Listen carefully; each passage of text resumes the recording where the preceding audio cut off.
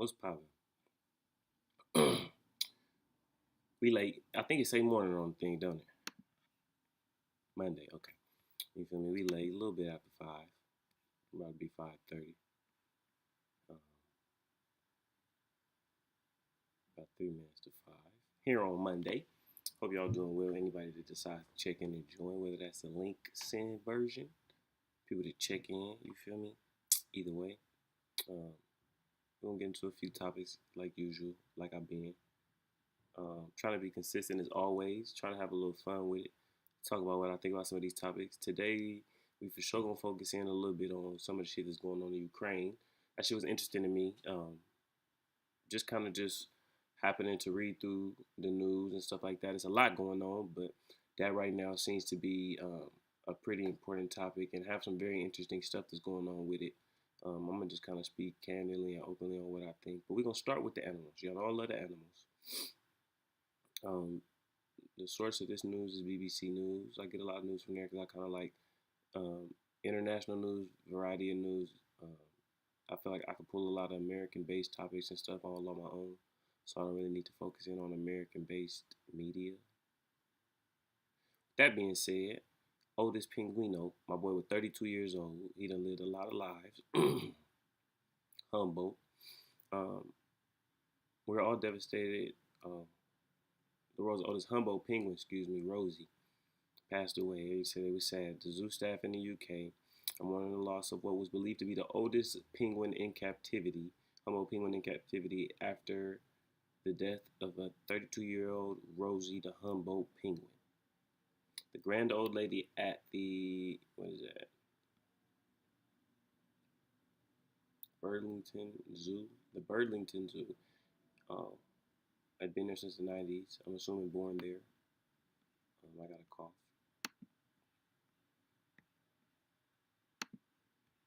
I need some water.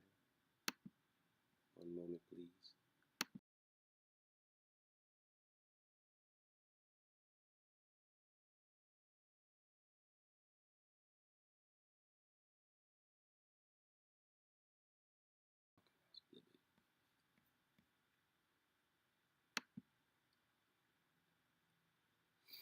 I myself have been with her for or since she was 4 months old, and we have spent 32 years of our lives together. Okay, wow, and that's John Pickering, the zookeeper. That shit crazy, because again, we don't ever really think about how long animals end up living and shit like that. But 32 years old for a penguin, what's the average lifespan for a penguin?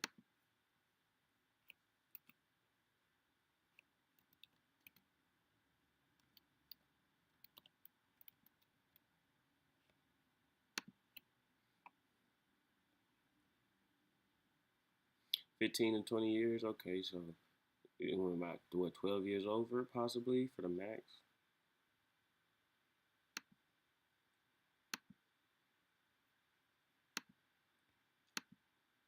Let's learn some facts about penguins. They're from the Aminalia Kingdom. What the hell? There are 18 species of penguins that live almost exclusively in the southern hemisphere, with only one species of penguin, the Galapagos penguin, found north of the equator.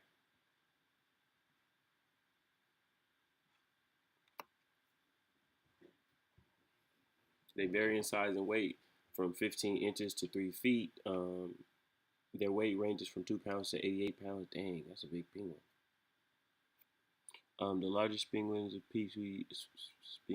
species of penguins is the emperor penguins. They can weigh up to 88 pounds. Okay, so that's them big body boys. Blue penguins, also called the little penguin, the little blue penguin, a fairy penguin, are the smallest penguins. They average about 10 inches in height and 2 to 3 pounds.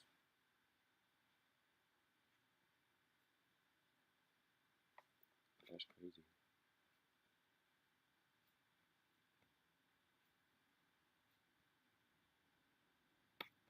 I want to see what a little bitty penguin look like now. What is it called? A little blue penguin.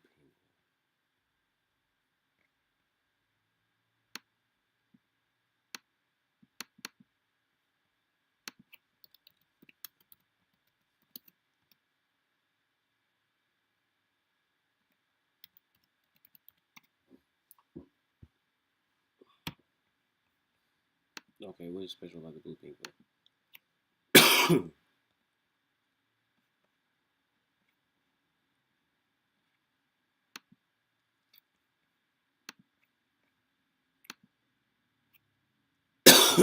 Shit. Oh, I tried to. I thought I muted the mic on that one. I didn't.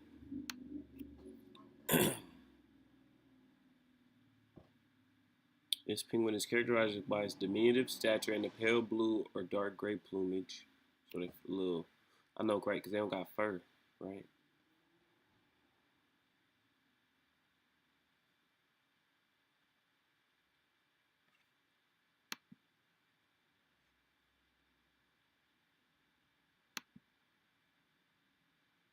Oh, it's little. Look at him. Or look at it. It's a little baby. You think honey will eat a penguin? Oh. Why they grow fur and then they don't have fur no more? That's actually why. Here we go. King penguin, chin strap penguin. Because it got the little chin strap rock hopper penguin. Galapagos penguin. So that's a warm weather penguin. Yellow eyed penguin.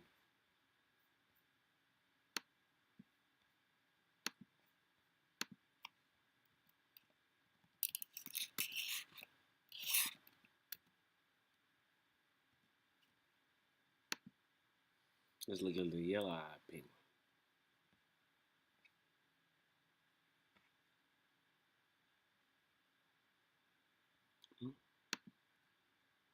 This is whoa.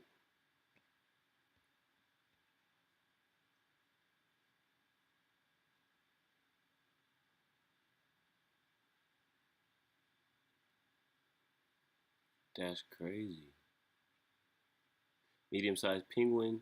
The yellow-eyed penguin is between 22 and 31 inches in length and 8 to 19 pounds.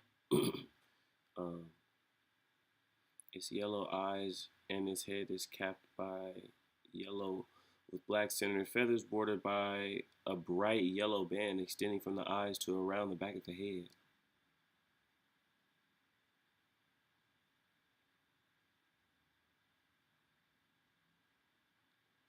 Historical breeding habitat for this species was primarily in the coastal forest and mixed species shrubs. Um, on the slopes above landing areas. Very little coastal forest remains on the east coast of the South Island. Where does it? Okay, New Zealand.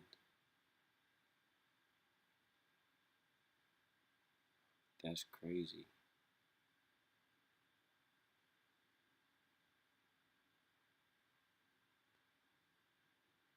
August through March, September, October, November, December, January, February, March. Wow.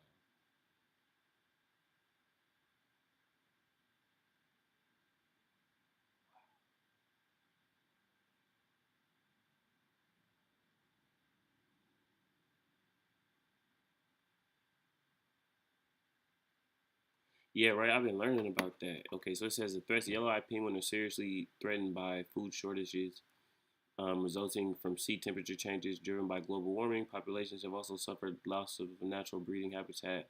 Um, High chick mortality rate also due to predation from introduced mammals. Um, that's what I started learning about recently. Is like it's places where people like actually bring in wildlife to live there. R.I.P. to Humboldt and shout out to Humboldt for teaching us about penguins. I didn't know um, yellow penguins existed. That's pretty crazy.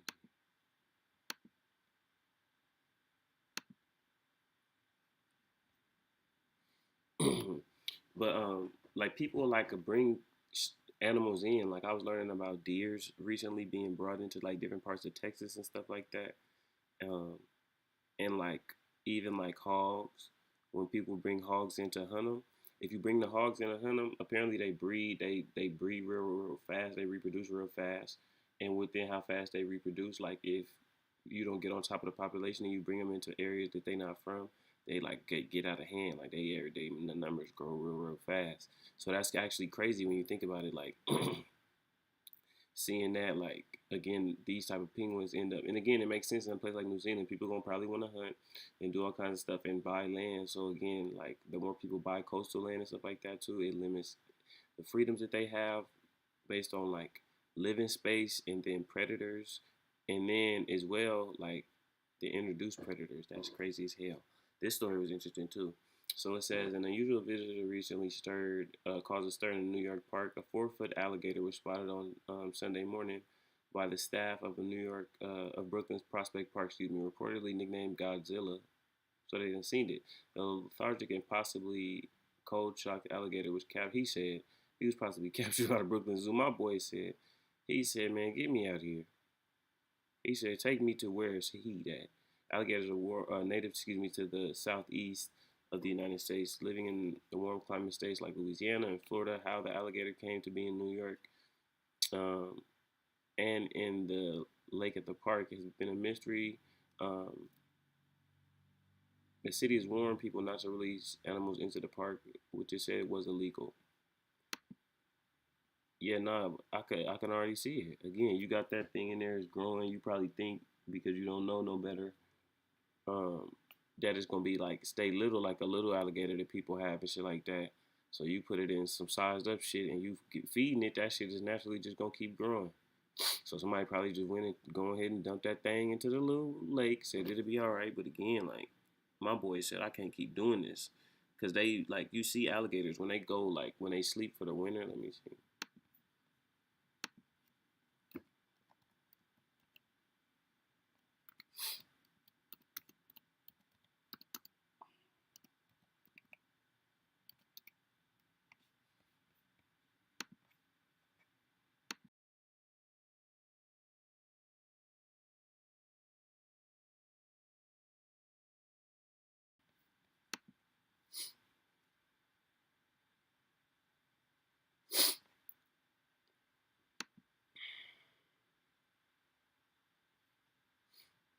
Everglades Holiday Park, the authority on everything alligators.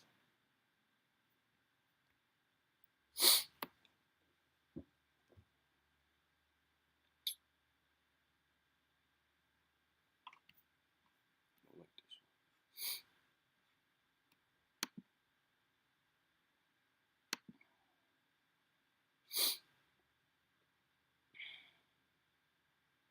You feel me? So you can see this right here. It's not a really great picture of it, but this is two alligators, and they know their snouts are poking out of the water. This is like what they do when it's cold. Do alligators go up north to hibernate? Can they breathe underwater? Alligators do not go up north to hibernate. Um, they do not technically hibernate and cannot breathe underwater. The most northern localities of natural occurrences of American alligators are North Carolina near Cape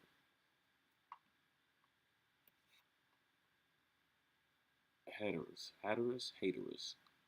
a coastal habitat with a more moderate climate. Because again, they got to be in warm water.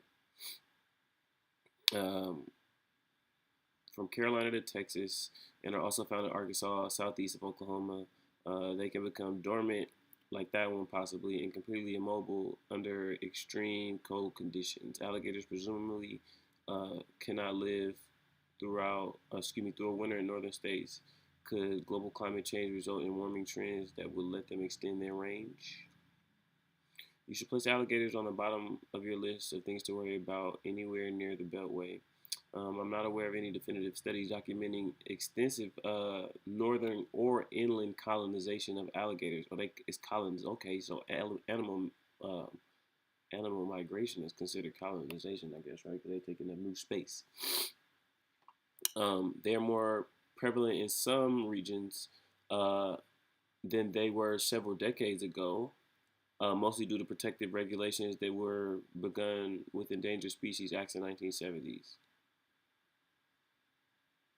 And these things basically allow them to increase their space and move around geographically with less, hindrance. They're not currently found anywhere in Virginia, although the natural range may have once extended to the Great Dismal Swamp near Norfolk, Virginia, before they were killed off in the early part of the 20th century. Yes, because they were going to kill a lot of shit.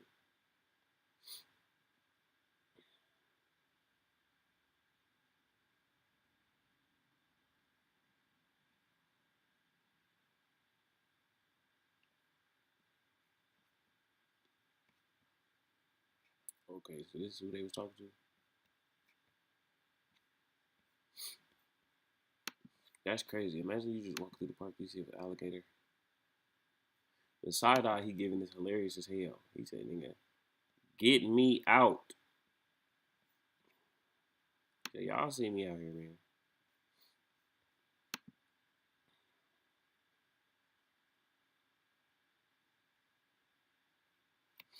So, um,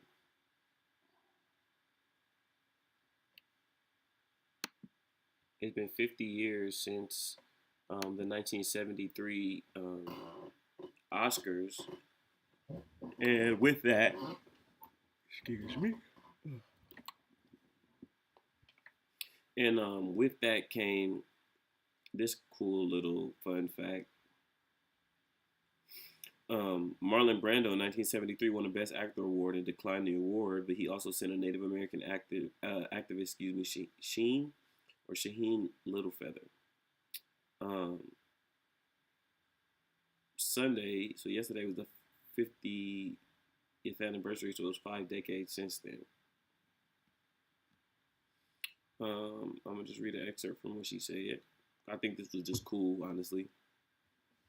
One, because I think, um, and maybe it's a flawed mentality, but it's just something I believe is I think it's always dope for women to be able to speak. Um, I always think that it's dope for women to be able to speak. Um,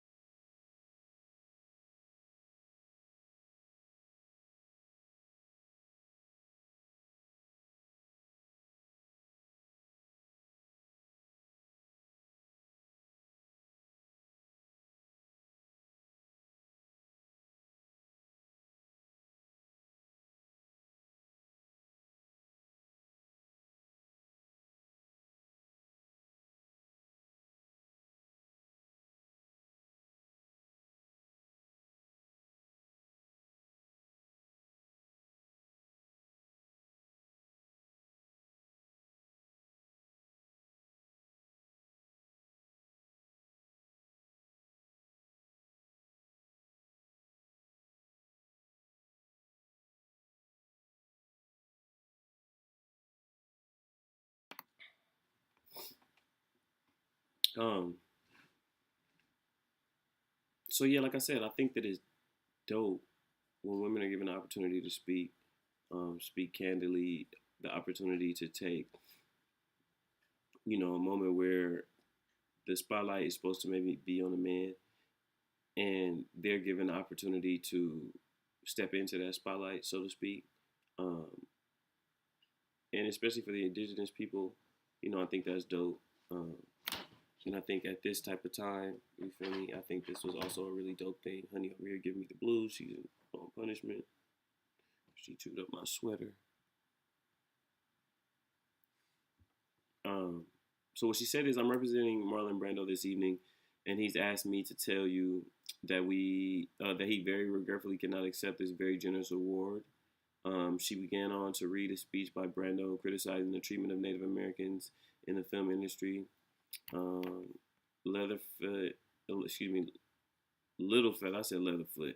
I'm saying Leatherfoot. Littlefeather said that she felt harassed and discriminated against for her own speech for most of the rest of her life and career, saying she'd been effectively blacklisted by the entertainment industry.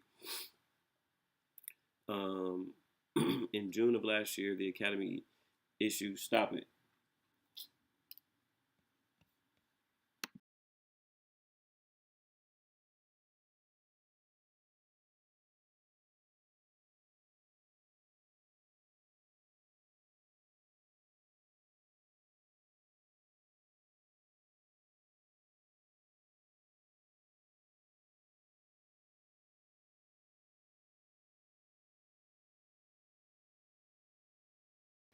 Just had to retrieve a piece of blanket out of Honey's mouth because Honey out here on don't give a fuck mode.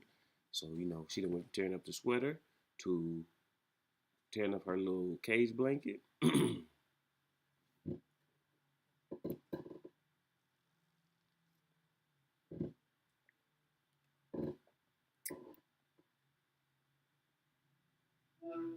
How's the traffic? Terrible. It's terrible. Terrible. It's a lot of cars. Yeah. It's a lot of. Actually, I just received a fun fact, and they told me that the day after daylight savings, there's usually a lot of car accidents for some reason. Because everybody's sleepy. I have no idea. I don't know why. I don't think it makes a difference. Daylight savings. It does not make a difference. It well, might. At least to me, I sleep the same. I don't know. Yeah, I don't know. It might make a difference. With your sleep schedule, maybe. I don't even know. I don't even know. Realistically, Jesus Christ. Why are you bringing Jesus into this? Because I didn't even think about that. About what? Or how it was going to affect the sleep of the legendary. Oh my God. Well, it doesn't because I'm just fine. I'm glad I muted the mic on that because that was trash.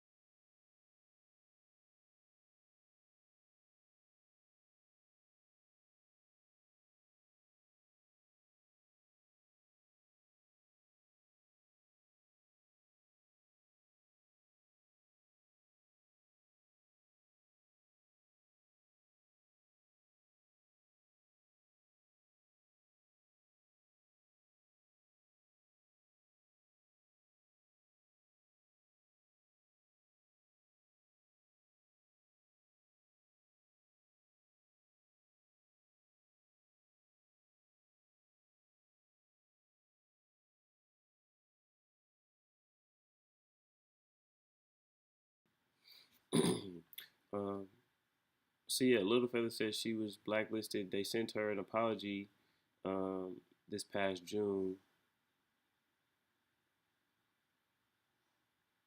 and subsequently hosted the evening of conversation and healing and celebration with the activist. Only a month or so before she passed away at 75 in October. That's interesting, because sometimes I sit down and I kind of think on how it is I feel about, you know, mm, did it wrong, make it right culture. Because clearly we live in a world where some things, are unforgivable, especially some harms done to people. But this is interesting because, again, like for me, I don't know what a night of an evening of conversation, healing, and celebration do. But again, because again, like you took away my opportunity. You limited where it is I could have went and what it is I could have did, so to speak, through your prejudice. And again, my critiques or the critiques of someone else who I spoke from weren't wrong. Again, I don't believe Marlon Brando probably wasn't blacklisted at the time, when this went on and stuff like that. But you turn around and you look at it, and she's blacklisted. She already not getting a lot of opportunities, and she's already really not able to participate. And then to turn around and have them blacklist her, that's like, again, that's one of the things about this world that's so interesting to me sometimes is how unfairly, people wield the powers that they do have, and then in hindsight, the things. Because again, what I would want to know is like, what is it that enticed them to feel as if they wanted to reach out in that manner? Because again, at the time, you know that you're wrong. Is it the um, feeling on how it is to be criticized for your lifestyle or your interpretations, or like, that's what is interesting about it. Because again, we're going through that right now, right? People being the history being criticized in the way in which the world is worked around social justice, social injustice, and just conceptually human trafficking, abuse, and genocide in mass, um, and the criticisms of the fruits of that forced labor, so to speak, and people now going out of their way. Because again, whereas it's like right now, I feel like we're in a position of people being frustrated and angry at people trying to maintain the status quo of some of these things, while also um, wanting to educate and do away with what made those things the way it was. I think it's people going out of their way to, similarly how they blacklisted her, to remove things that make them have to face that, and as well push the progressive, culture forward, so to speak, or the collective progressive culture forward, so to speak. And I think that's interesting when you think about it, because again, like, when you give somebody an opportunity to speak, when somebody of your group gives somebody the opportunity to speak of the club and fraternity, so to speak, as Marlon Brando was, as a, if I'm not mistaken, a white male, like, you feel me, uh, highly successful creative and actor. Um, I think when you look at it and you turn around and he elevates somebody else's voice and their perspective and gives them an opportunity to speak, then punishing them for taking that opportunity is, to me, everything is wrong with some of the things that we see now too. And even in hindsight, turning around and trying to make it right, you limited so many eras and decades and years of progressive culture that could have been had at that time, because you didn't allow these people to flourish and allow these people to be who they should have been, because of your prejudice and your fears of change and stuff like that. So that's very interesting. Um, Shout out to Shaheen Littlefeather.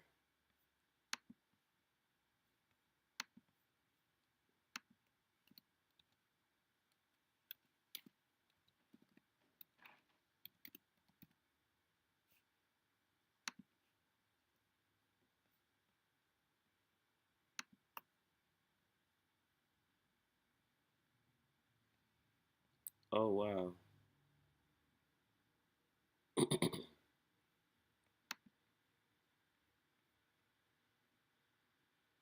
Oh wow, she was an amazing looking human. No cap.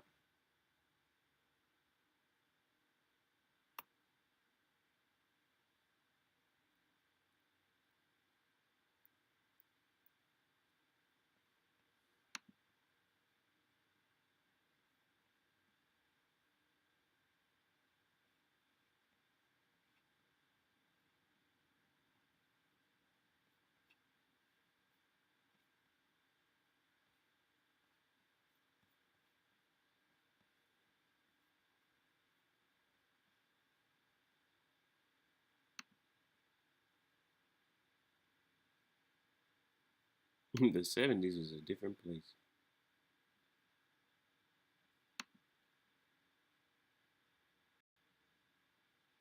Them earrings was hard.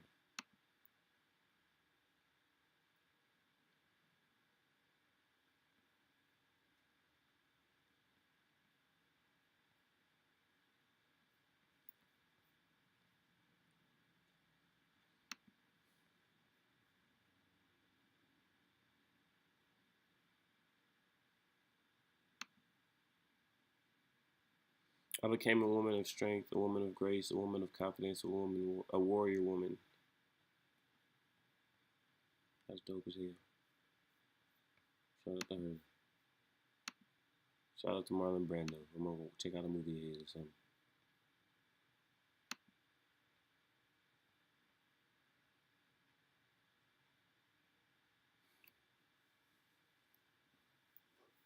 So apparently, there's a destructive type of. I like this microphone, but I'm gonna keep it a back with y'all. The microphone don't even. It's really headphones. I be plugging it in because I'm trying to work on having a microphone, but realistically, like when I get there, I'm gonna just have to hold the microphone on the set. That's cool. I'll work on that. And I'm gonna be mic'd up, so this I can stop. Um, Apparently, the destructive red algae tides is back on the coastlines of Florida and the United States. The red tides, as it is known, is a problem for parts of um, Texas and Florida, in the summer and autumn seasons, littering beaches with dead fish, burning the throats of beachgoers. The phenomenon has occurred since the 1980s, but Florida wildlife experts say the algae has made an early arrival this year at a higher than normal level. The accumulation of the algae can also form blooms that turn the water reddish brown.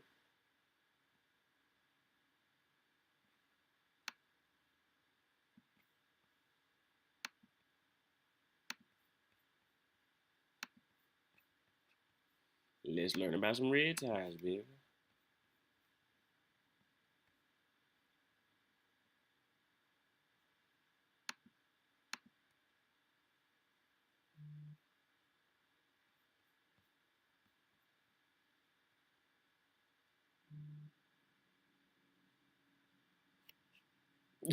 I hate these folks. This shit say while many people call these blooms red tide, scientists prefer to call them harmful algae bloom. Algae bloom, excuse me. And that's what if you really like sat down and watched the interview, they would never call them red tide. They call them algae blooms. One of the best known HABs in the nation occurs nearly every summer, like we talked about. Um, Not all algae blooms are harmful. Most blooms, in fact, are beneficial because the tiny plants are food for the animals in the ocean. In fact, they are a major source of energy that fuels the ocean's food economy, food web. A small percentage of algae, however, produce powerful toxins that can kill fish, shellfish, mammals, and birds, and may directly or indirectly cause illnesses in people. HABs also include blooms of non-toxic species that have harmful effects on marine ecosystems. Okay. For example, when masses of algae die and decompose, the decaying process can deplete oxygen in the water, causing the water to become so low in oxygen that the animals either leave the area or die. Okay, so that's why the dead fish they be having dead fish.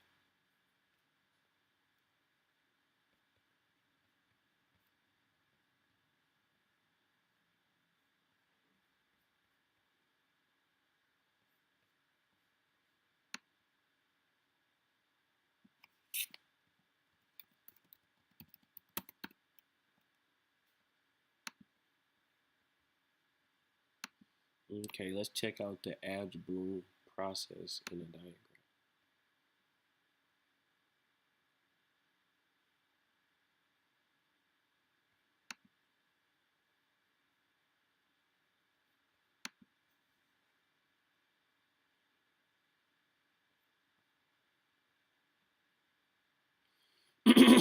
diagram. uh, Harmful algae bloom or HABs are blue-green algae blooms that may adversely affect humans, animals, and the environment. Blooms typically occur during the warm weather months of June through September. Okay, so it is early because it's March. It just turned March. Blooms may appear as a thick scum layer or green paint on the surface of the water. Okay. Um, and can be a variety of colors such as blue, green, or brown. There may also be a foul odor present during the bloom, especially during the warm summer months. Blue-green algae or cyano, cyanobacteria, are photosynthetic bacteria that are a natural part of the aquatic environment.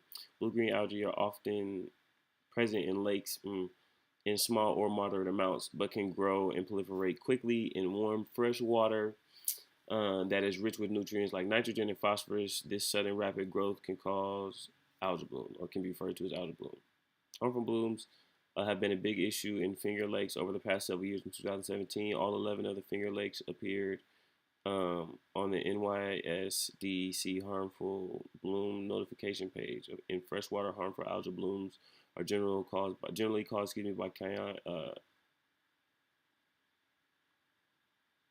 by this fucking bacteria, which are commonly referred to as blue algae.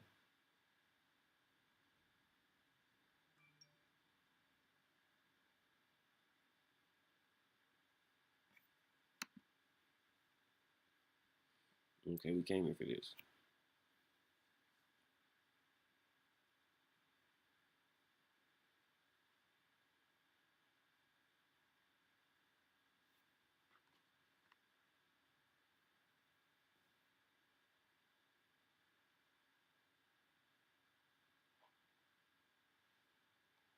Okay, so it's burning people's throats because it's toxic when you ingest it. Hypoxia. A dead zone are areas of low oxygen near the bottom, of bodies of water caused by excessive nutrient pollution from human activities. The bottom dwelling aquatic life are extinguished by toxins and the HABs, okay. Um, the harmful algal blooms. Oh, yeah. Yeah. Fuck with your boy. And lack of sunlight, thus creating a cyclical kill off effect by depriving other life in the ecosystem of nourishment. Harmful algal blooms can be green, red, or blue.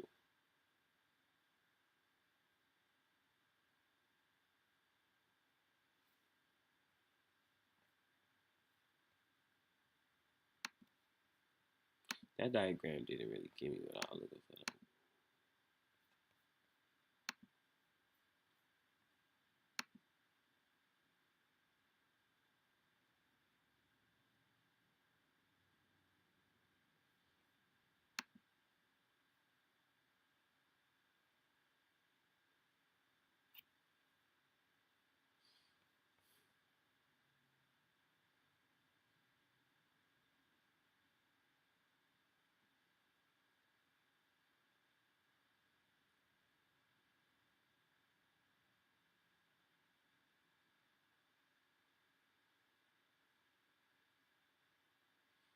So a mixture of urban and agricultural runoff, bird droppings, like just a whole. Okay, that's interesting. Good luck.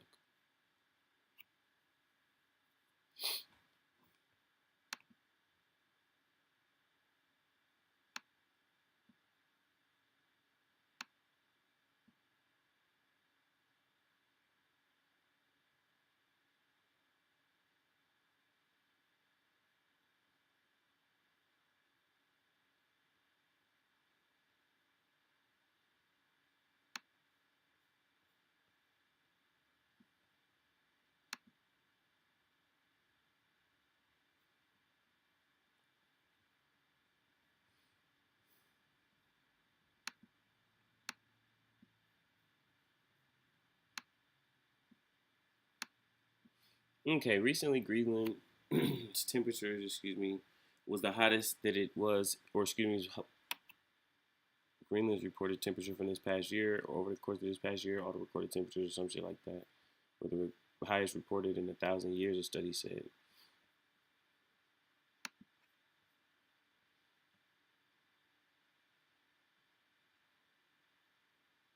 And a new study has says that it's a clear a sign of the significance of global warming, or signature that global warming is clearly going on, which we know. New data revealed that the temperatures in Greenland are the warmest they have been in nearly 1,000 years, underscoring the growing impact of human-driven climate change. The study published in the scientific journal on Wednesday found that the temperature had risen 1.5 degrees Celsius, 2.7 degrees Fahrenheit above the 20th century average since 1995. The data shows that Greenland's ice core samples taken from deep within the ice sheets have warmed substantially. We keep on seeing rising temperatures between the 90s and 2011, said the study's lead author and glaciologist. We have now a clear signature of global warming. As fossil fuel consumption releases carbon into the atmosphere, as we know, and warms the planet. Scientists have warned the governments that have yet to take, or have, yet to make any changes to avert the worst repercussions of global warming. In November, the United Nations reported um, that many of the world's most famous glaciers could disappear by 2050 as the planet warms. Um, of the more than 18,600 glaciers the organization monitors across 50 World Heritage sites, about one-third of those expected to vanish by the mid-century. Another study found that two-thirds of the world's glaciers are expected to disappear by the year 2100. Dang. Greenland's ice cores, which reveal information about long-term temperature changes, take time to analyze data from the core. Had last been updated in 1995, previously suggested that Greenland was not warming as quickly as the rest of the Arctic region. However, the newly analyzed cores taken in 2011 show a sharp rise over the last 15 years.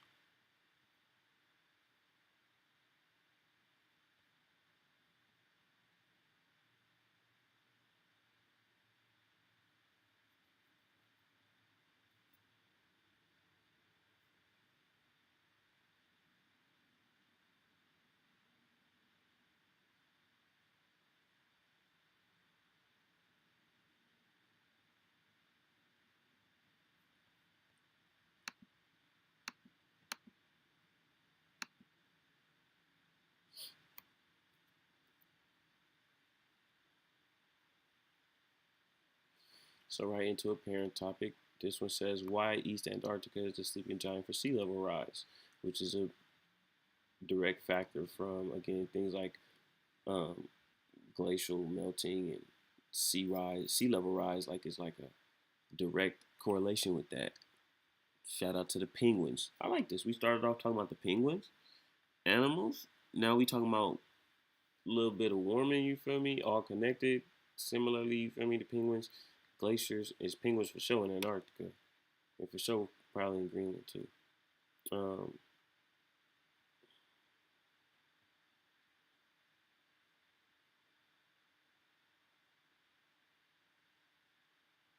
so a scientist that was, I guess, studying in Antarctica um, had learned that the ice shelf had broken up 10 days before, or 10 days, after a study he had done. All of a sudden, the rest of the land's fast ice had collapsed and the shelf moved northern or northward and turned 90 degrees sideways. Two features we had been monitoring for years weren't there anymore. And in my 15 years of looking at that, I have not expected to see that in Antarctica. Glaciers flow towards the ocean, and ice shelves is a part that floats on the water, rubbing against islands, underwater ridges, or other glaciers. Ice shelves are often called Antarctica's safety band. When they break up, the glaciers behind them can start flowing faster into the sea, contributing to sea level rise. The Conger Glacier, relatively small and slow, but the swift demise of its safety band nonetheless had scientists worried. That the first ice shelf on record to collapse in East Antarctica, the vast frozen dome separated from the most traveled West Antarctica by the tortuous sandstone ridges and transantarctic mountains, um, while the melting West Antarctic ice sheet may have already reached its tipping point. Oh. Scientists had long thought that its eastern region counterpart, the coldest place on Earth, was resistant to global warming. In 2012, the East Antarctic ice sheet had been found to have be gaining mass overall. But new research reveals chinks in East Antarctic's icy armor. Some glaciers in what one explorer called the home of the blizzard are melting and might be at risk of sudden collapse. Even small changes to the East Antarctic ice shelf, which contains 4/5 of the world's ice, could have massive collapse impact. It is estimated 52 meters, 170 feet of potential sea level rise. Damn, as compared to 3 feet in, 3 to 4 meters and 10 to 14 feet in the West Antarctic sheet.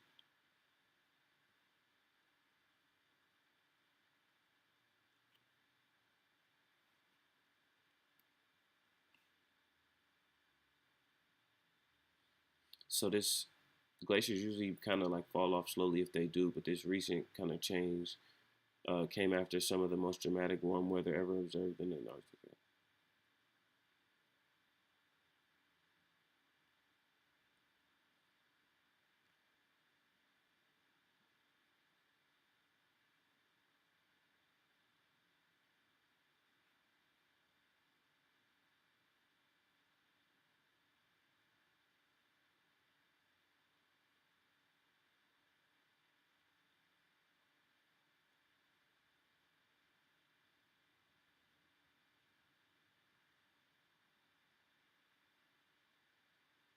So in March, when there was a brief austral summer,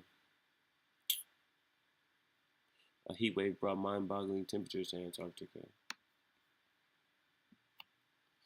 An extreme atmospheric river, which dang, that's crazy. This shit is really a thing. Of water vapor stabbed into the heart of the continent, followed by a high-pressure heat dome that kept this warmth from dispersing. In the middle of the ice sheet, um, the Russian reporting station recorded the lowest temperature ever seen on Earth, negative 128 degrees Fahrenheit, negative 89 in the midwinter, enjoyed a comparatively balmy negative 17 or negative 1 degrees Fahrenheit.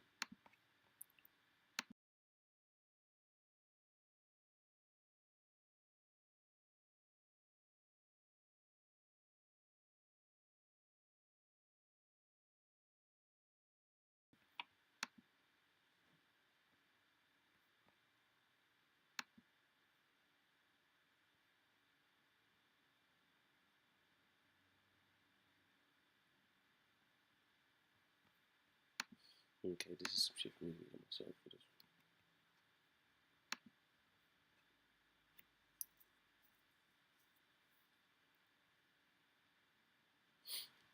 Okay, so on March 18th, they recorded a daily high of negative 10.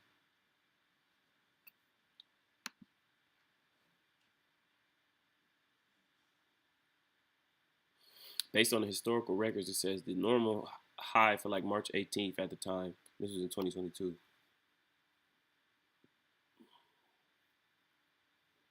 was negative 48 Celsius.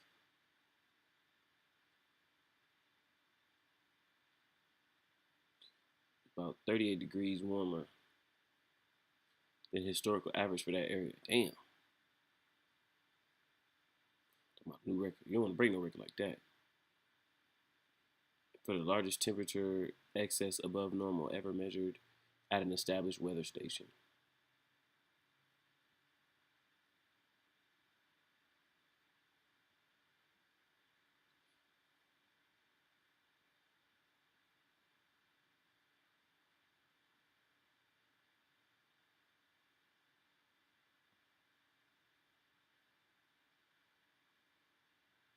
This is cool.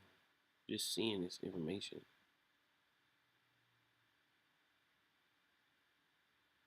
What? Like that's crazy. Just think about like how that works. Again, this atmospheric river shit is for real. I'm for sure gonna talk about this some more in a minute because I think I got some more information on this. But like, bro, I don't even know how that's possible or how that'll work. Like the idea that air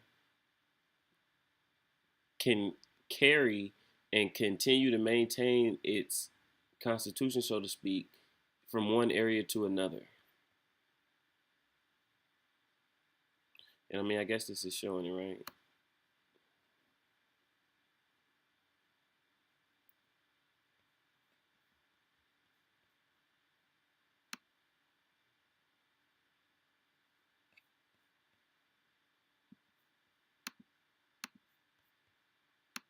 Let's see.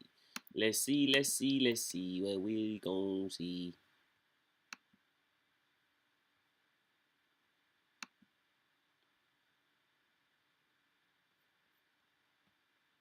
Mm.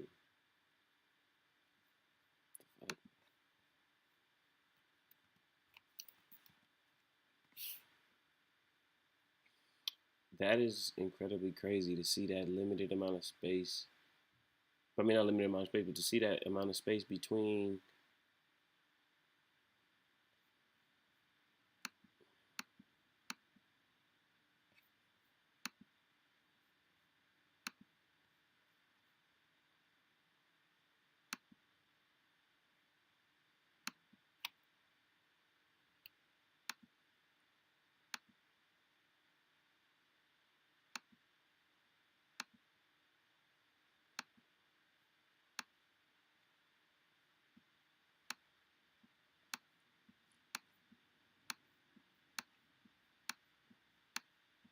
Dang, the world is big, bro. Big as fuck.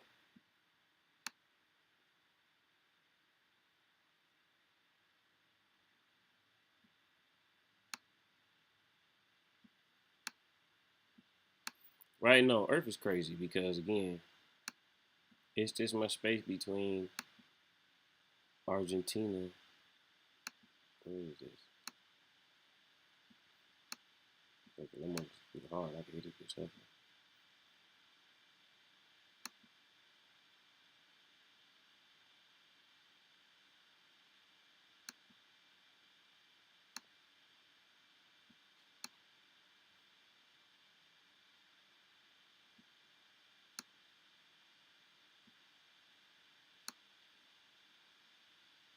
Like it's literally that much space between here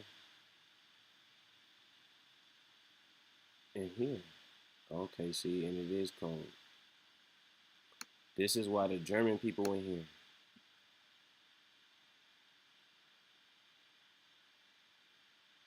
Chile.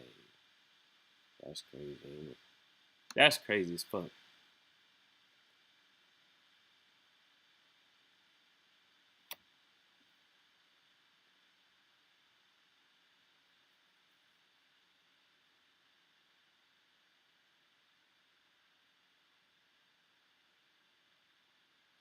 So this ocean is made up of actually multiple oceans, kind of. Wow. It covers 8 million square miles. Oh Lord, no sir. I want no parts of that. Damn. That's crazy as fuck. Did you know that?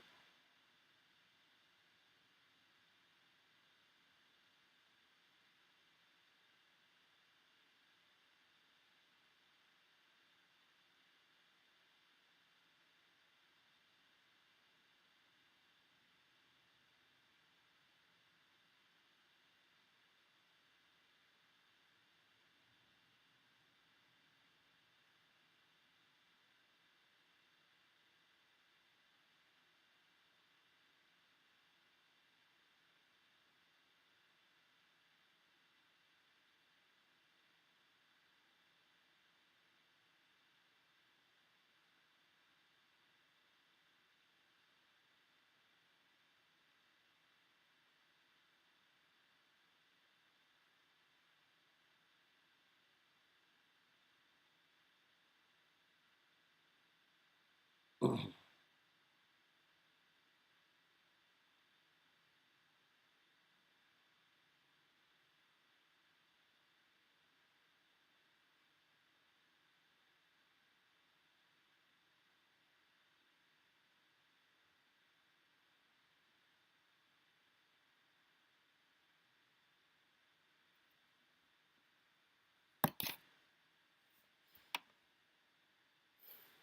8 million miles. That's scary.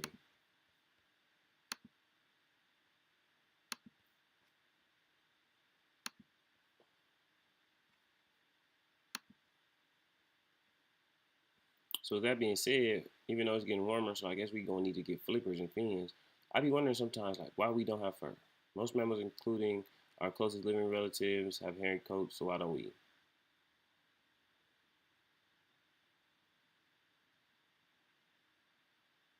Like, if the aliens came, they'd notice, like, we kind of like naked mole rats and rhinos and elephants, less like monkeys and cats, dogs, and all that shit, because we don't got no fur.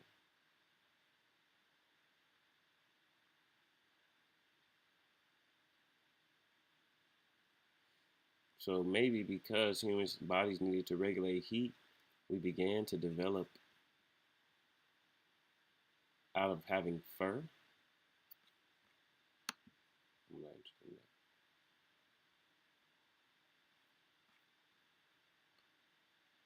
that. I didn't know that there were levees in California. Apparently, a levee in California, Northern California, in the agricultural community broke in Watsonville, California.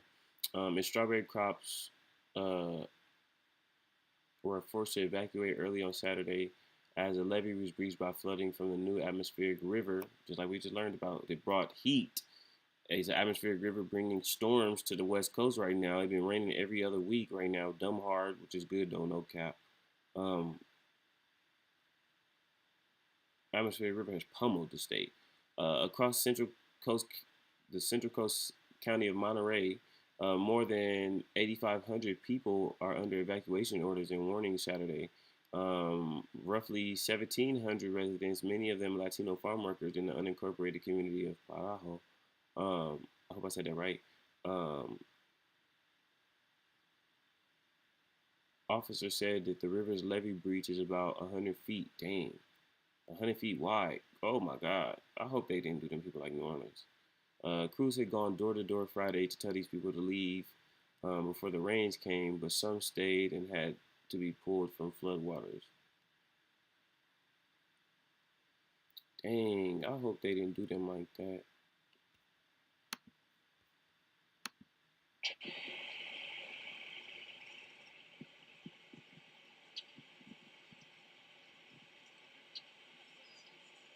Then again, these people don't got a lot of money anyway.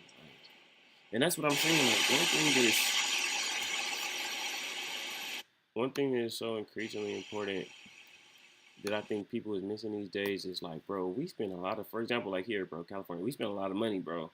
We give up a lot of money in everything, and it's like within how much money we give up, I don't really see like it positively coming in to impact any of the change that we need, whether it's educational, economically, infrastructure wise, and it's like when you have stuff like this stuff literally just cannot happen because these people like can't even afford to have to rebuild from after these kind of scenarios and situations.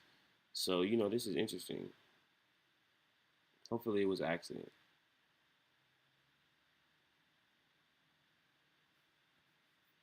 Damn. This has been California's 10th atmospheric river of the winter. Sheesh. The FBI has reported that hate crimes in the United States. How the fuck do I get this thing out of my fucking screen? The FBI has reported hate crimes were up in the United States. Um, were up in 2021. Excuse me, 11%.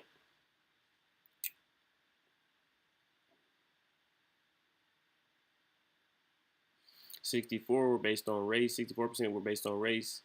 15.9% were based on sexual orientation. 14.1 based on religion. The number of hate crimes reportedly increased from 8,100 to 9,000 in 2021 from 21 to 20 from excuse me from 2020 to 2021. Uh, that's interesting. Are people more hateful towards each other? Are people more outward about it? Is people snitching more? I don't know. That's interesting. I think when you look at it because um, people definitely are a lot more outspoken in some ways. A lot more bitch ass too, though. And when you look at things like this and you see this, I don't know. I think you know as times begin to change. That's what I'm saying. Like as we saying, if they wasn't happening as much before, I don't think that's what it is.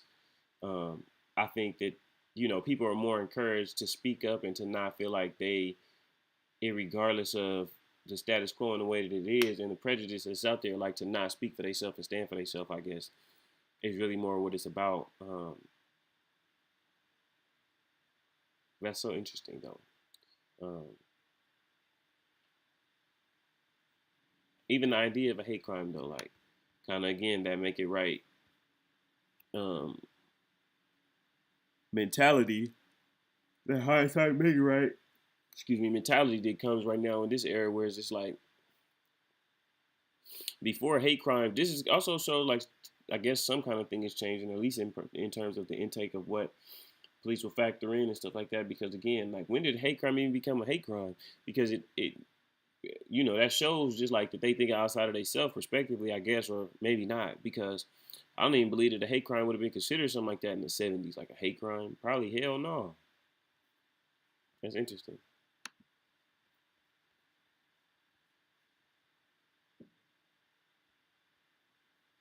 I should have put this a little closer to my video about the alligator. Um, the police somewhere in like Ohio or something like that. Again, like I was talking about earlier when I was talking about the penguins and people bringing in species and shit. Like, bro, it's a zebra in Ohio. No, that's not even where they from. The police had to shoot a zebra. They had to bust, pop my boy Zito, Zito the zebra. Officers from Pickaway County Sheriff's Office were called Sunday to a rural property in Circleville, Ohio. Um, they found Ronald Clifton on the ground in front of a herd of zebras. A herd. He was hemorrhaging blood below his right elbow from a bite wound, accordingly. Um, an officer placed his car between the 72-year-old victim and the herd and helped tend Clifton when he said a large zebra charged by his side door and was acting very hostile. They gonna shoot some shit, ain't they? After the officer was able to scare off the hostile zebra with his vehicle air horns and sirens, he and his partner were able to administer a tourniquet on Clifton's arm and get him up on his feet. While Clifton was being cared for by EMS personnel, officers observed the same male zebra approach Clifton's family the family authorized the police to shoot the zebra if it got too close.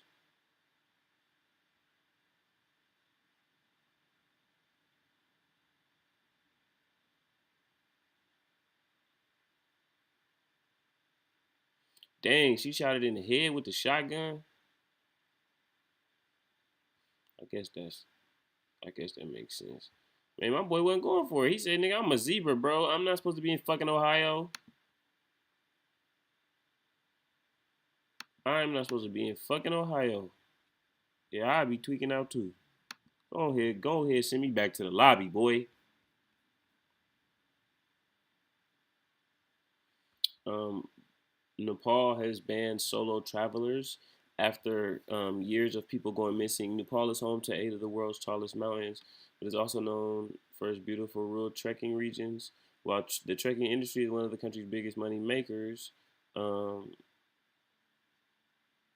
the number of solo hikers who get lost is significant. And I imagine that you get lost in this, bruh. If it ain't somebody out here that's gonna kill you, it's some shit gonna come eat you. Period. I think you gonna get some bugs gonna bite you, some a snake gonna get you, spider gonna get you. You feel me? You gonna get dysentery. Some gonna come eat your ass. You're not gonna. Yeah, you're dumb. Alone? No. See, I be thinking about traveling and stuff like this and all this other stuff. Hiking alone? Not a fucking chance. They'd be like, "Oh, did you go hiking?" No. I no. Why? Cause this look beautiful till it's nighttime.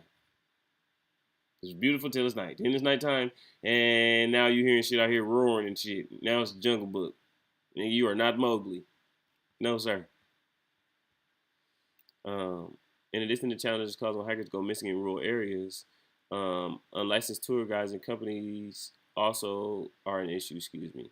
Those companies who do not register with the governments, do not pay taxes, um, take jobs away from the Nepalis. They have been some cases where trekking associates have been requesting us to stop these unauthorized trekking operations. They have demanded uh, been demanding, from tourism organizations for very, very long.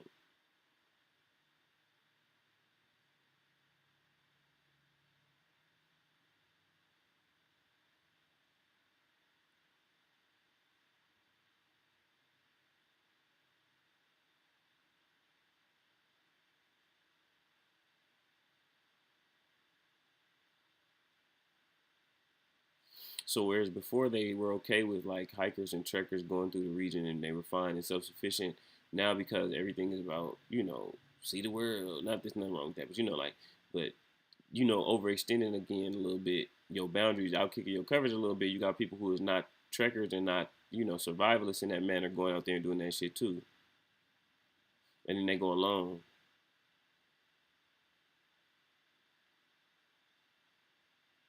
Yeah, they don't have the capacity to vet everybody and see what they're doing,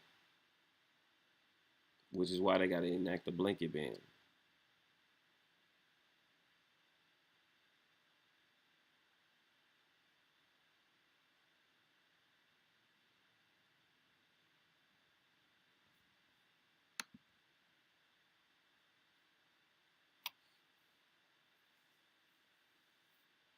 Okay, so right now we finna get into the hot and heavy section of the show. There's gonna be a lot of talk about violence, a lot of talk about some conflict. We're gonna talk about the conflict in Ukraine. We're gonna talk about some other things. Start that though. The United States reportedly has requested the largest defense budget in the history ever, $888.6 billion, with 842 billion to the DoD, the Department of Defense alone. So that's the rest of that $40 million is just for the rest. Uh, that's why shit fucked up. This is a $26 billion increase over the fiscal 2023 enacted budget. The budget request uh, fully funds national defense strategy implementations and funds recent inflationary impacts.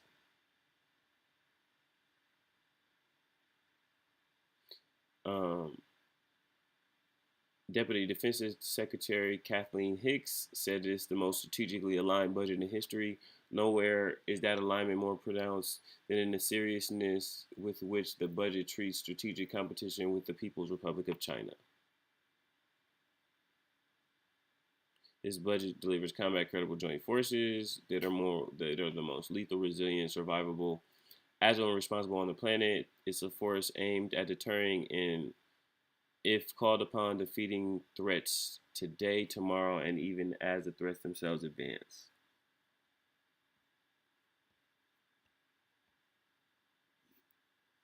Military and civilian membership of the DoD will receive a 5.2% pay raise if Congress passes this bill. Military uh, in strength remains roughly the same, with the Navy growing by roughly 6,000 personnel and Space Force growing. This Space Force shit is real. What the fuck?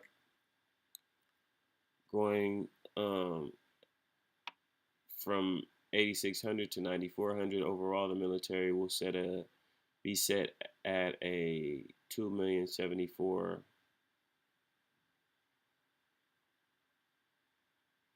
up from 2,061,400 2,061,644 people to a new 2,074,000 people.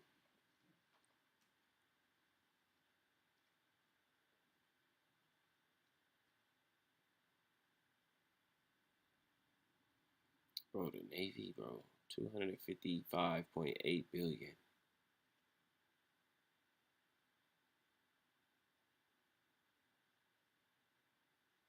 Yeah, they're not playing about China though.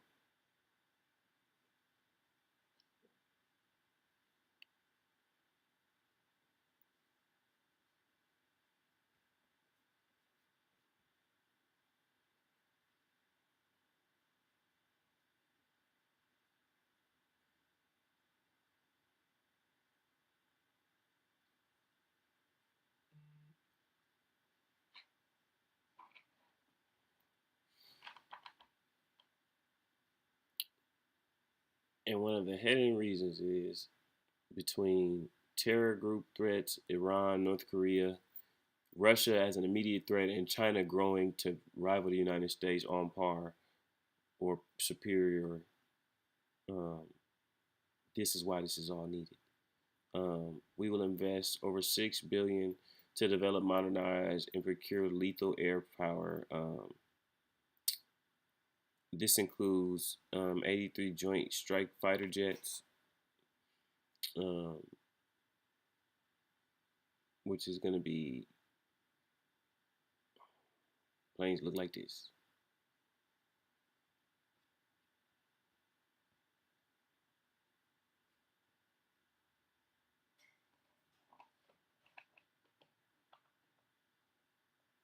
$29 billion for missile defeat and defense programs, and $11 billion to deliver a mix of hypersonic and long-range supersonic missiles.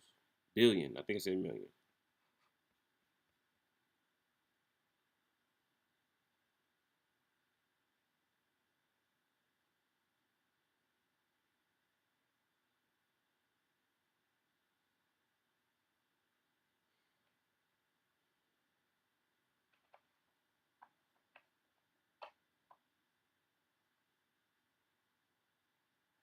And 11.5 million for nuclear modernization.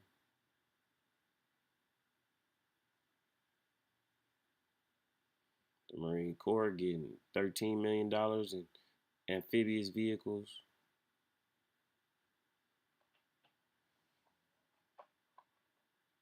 48 billion for sea power funds, including one Columbia class submarine, two Virginia class submarines, uh, two Arleigh Burke destroyers. What the fuck, bro? What? I don't even know what these things are. What are these things? Like, bro, what? The United States just put out their government. They just put out their grocery list. What?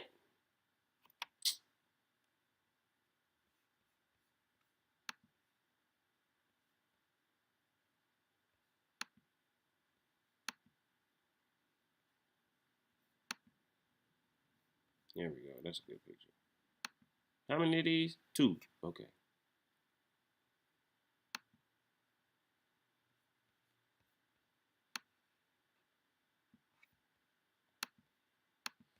Like, bro, what? They just hit us with the yeah, all right, so we finna go, we finna go to the store. This is what we finna get. And we finna go to the store. Y'all need to go. Y'all finna go to the store. Can y'all bring us back this? And we just finna pay for that shit. This is a frigate.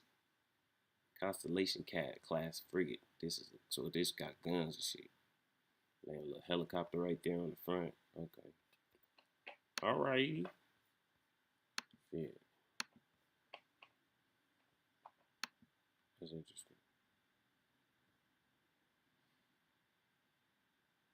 So this was interesting. So now we finna get into it.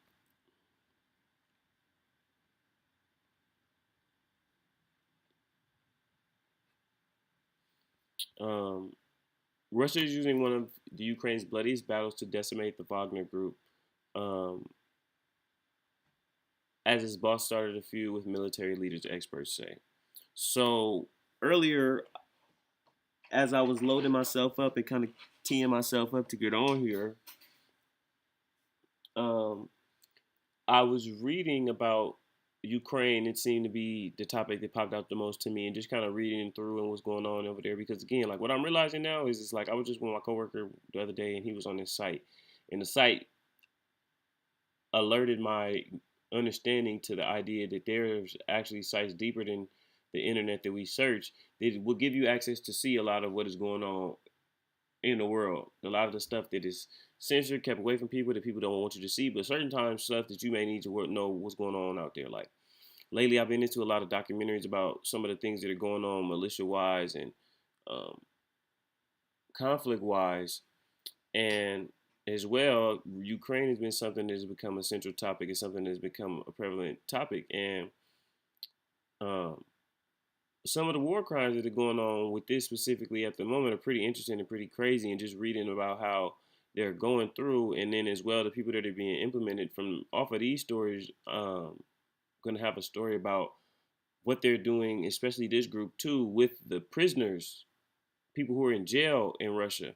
For example, people like Brittany Griner. Not that Brittany Griner may be that, but again, like there's a story about a guy who he had a similar sentence like Brittany Griner, 9 years in jail, and he was offered the opportunity to join and go fight in the Ukraine to basically commute his sentence.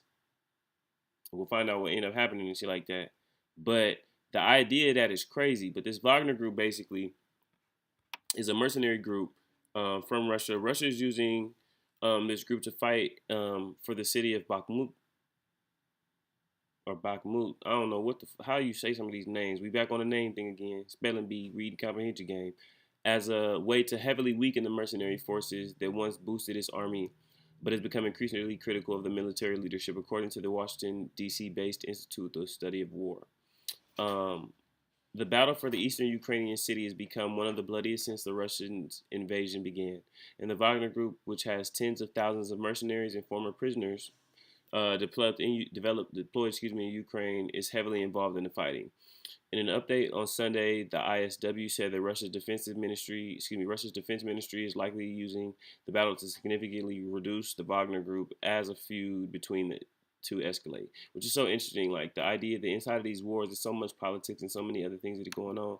Like they literally is putting out people for the purpose of their own benefit, though, and as well like sacrificing and manipulating what they got going on for their own benefit in terms of what kind of power they can get out of this and how they feel, and that's crazy, bro. Russia's leadership is likely seizing the opportunity to deliberately extend both elite and convict to expend, both elite and convict Wagner forces in an effort to weaken uh, Prigozhin, I think is his name, Prigozhin's uh, Prigozhin, and derail his ambitions to greater influence the Kremlin. And that's what I was thinking. Like again, if he's successful with this and these niggas don't all die, they could be generals, police chiefs, everything.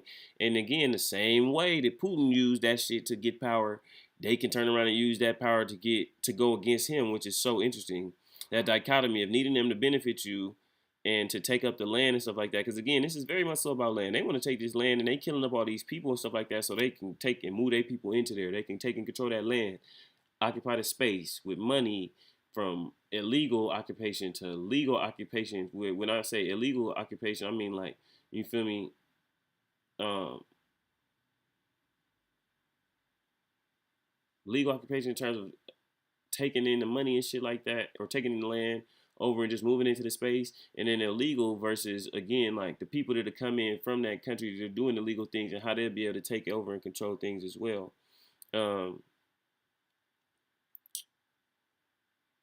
The think tank added that the Russian military leadership may be thinking to expend Wagner forces and Prigozhin's influence. Excuse me. I hope I'm saying that right. I don't think I am though. Wagner has played a growing role since Russia's invasion of the Ukraine in 2022, in February 2022. Sorry for me, it's hard to recycle. I don't know who the fuck started making that shit. At the same time, Russia's traditional military struggled. Over time, the military became more reliant on the group. Over time, the military has become more reliant on the group, with U.S. officials saying that traditional forces have started to copy their brutal tactics. But the two forces have become very publicly feuded out.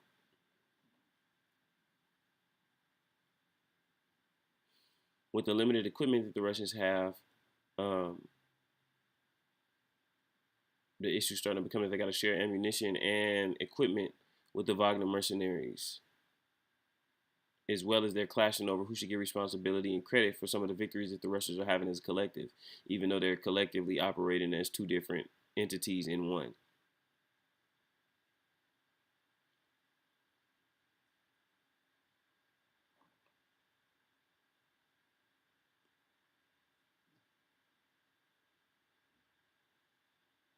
Oh wow, so they got them over there though.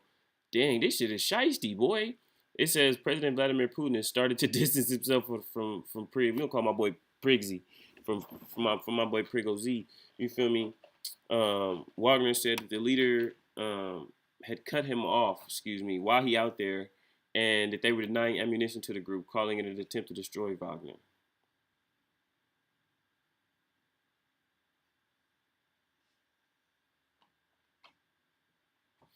Um, the ISW wrote that Prigozhin with the pistol had previously been able to recruit from Russian prisons and had lost the permission and access to the manpower pool at the beginning of 2023. The death toll is high. Um, the estimates are that there are about 20 or 30,000 Russian troops have been killed and or injured. Though Russia is still making progress in their attempts to capture the city, the ISW is given a high number of Wagner troops there. Um, Russian leadership might not mind the high death toll. So within that high death toll, if it's 20 or 30,000, 15,000 of them people may be from that group.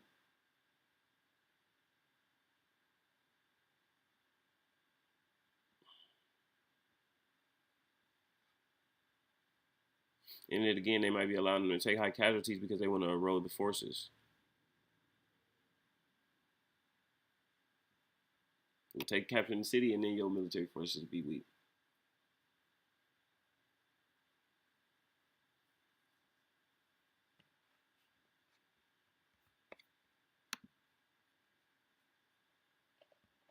So, what is Russians' Wagner group of mercenaries? So they're a group that commanded about 50,000 fighters and has become a key component in the Ukraine's campaign. It says that the organization started recruiting in large numbers last year because Russia had trouble finding people for the regular army. About 80,000 of the group, 80%, of the troops in Ukraine have been drawn from prisons, according. Damn.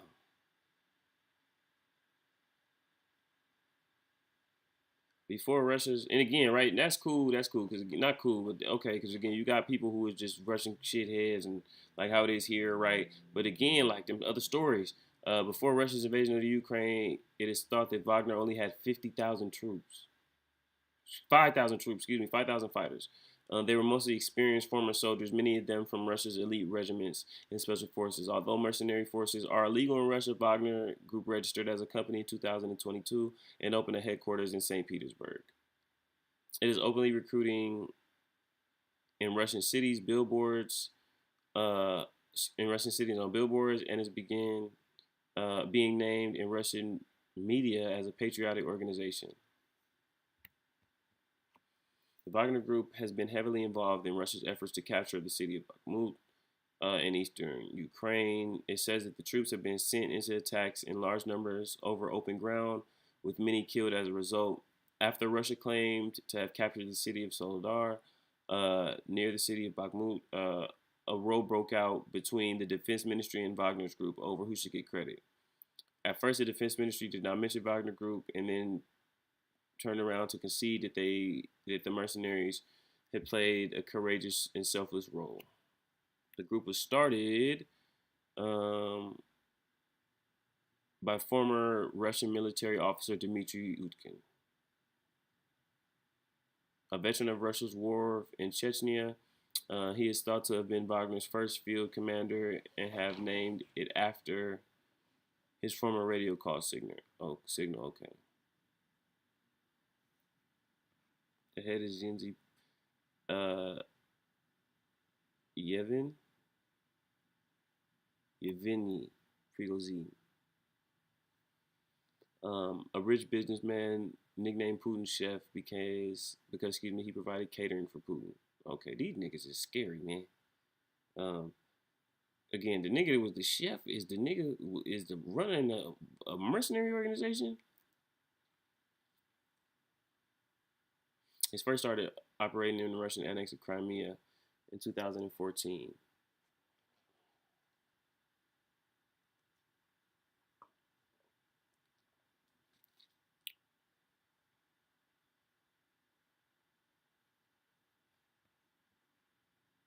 They are also operated in Syria, Libya, the Central African Republic, Mali.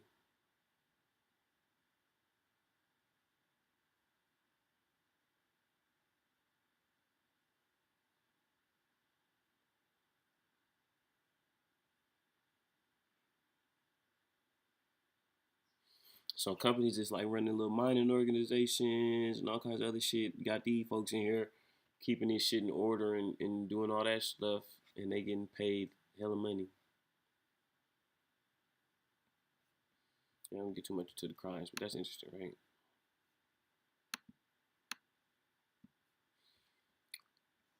right? So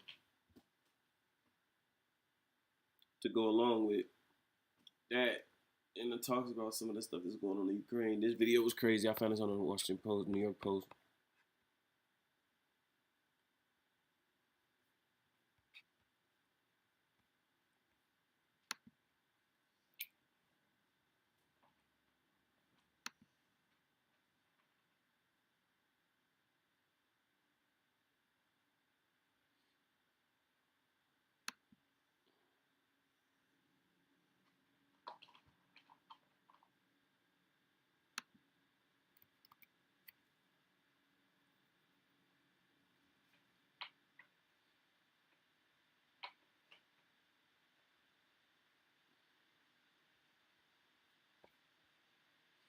Oh man, hopefully I can pull this up. It was a video of a drone though,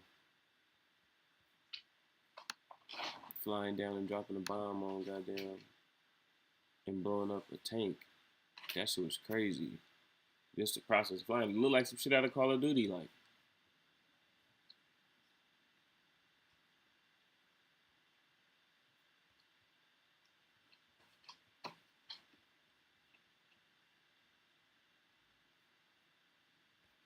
Well, I'll just read a little bit while it's loading. Hopefully it'll load. Dramatic new video. Honey, you give me the blues right now. You need to chill out. Stop. Your own punishment.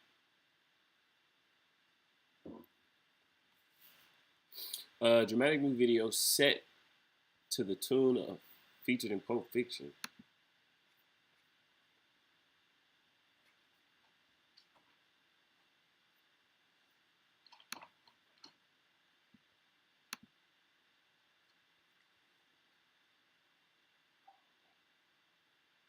Dang, nigga, how long it been dark in here like that?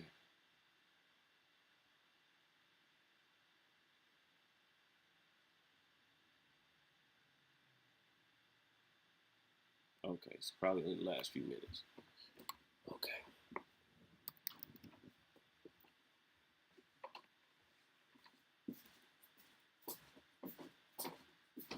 Like that, I'll take a little smoke break, huh? Take a little smoke break, huh? But one thing that I learned that was very interesting with this little section is how that last page that I'm reading will correlate to this, which is pretty interesting. And within that, it's kind of crazy when you, look at how a lot of the things that are going on are and where, this world lies. When you look like, again, if I made a video game, like, and it was like a war game or some Call of Duty shit, I think I would extend the game, though, to you would go out and you would do these missions, so to speak, but your responsibility would be to manage how it is you run your nation's defense and espionage operations. It would probably be called Department of Defense, and you would pick a little country and you would get a little budget. Your responsibility would be to complete the missions, and through completing the missions, and how it is you complete the missions, and what rating you get when you complete the missions, what level of indirect violence unrelated to the situation. You really was outside tearing some stuff up. You don't need to be out the cage. You're gonna let yourself out. Go. Right here. Go. Relax. Stay. Sit.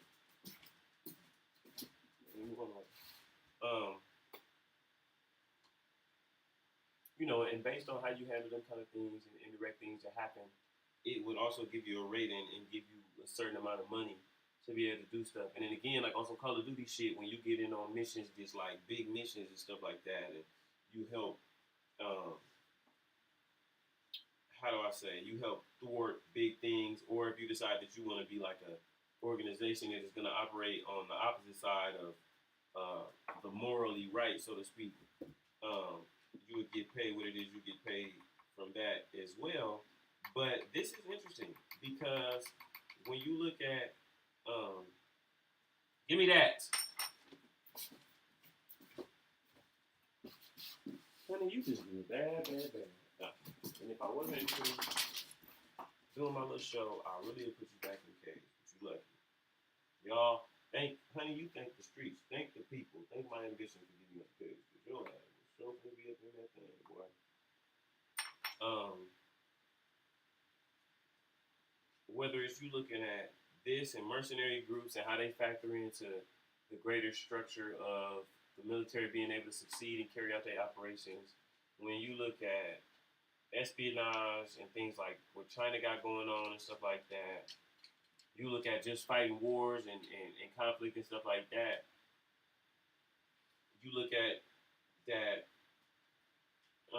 defense budget, even as critical as I am of it, and I know that they could definitely differentiate that money up evenly so that they could get a better infusion of the people that'll be willing and wanting to, that are actually from here, work and participate in them dynamics and stuff as well, while also dually being on the outside. I think that it's interesting because you have so many levels to take care of. Like again, when I'm talking about the grocery list, realistically, it's almost as if the United States of America put out uh, the list of the team that they finna field for the next few years. Like, okay, this is who we finna have on the roster. This is what we finna have on the roster. This is what we finna be drafting type of stuff. This is the budget we putting in for free agency, so to speak, for the impending opponents that they got to deal with. Like I said, China. Like I said, Russia, who we just read about with Russia. Again, this is gonna be interesting reading about Russia with this situation with this drone because it spotlights something that is very interesting inside of again them defense budgets. Watch this. 1 second.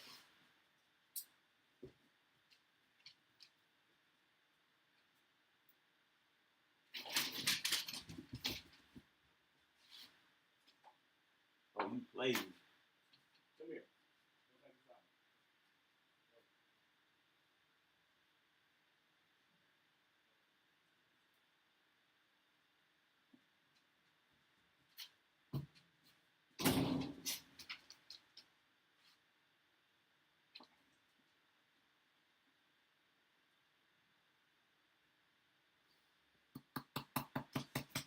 My chest, y'all. My chest.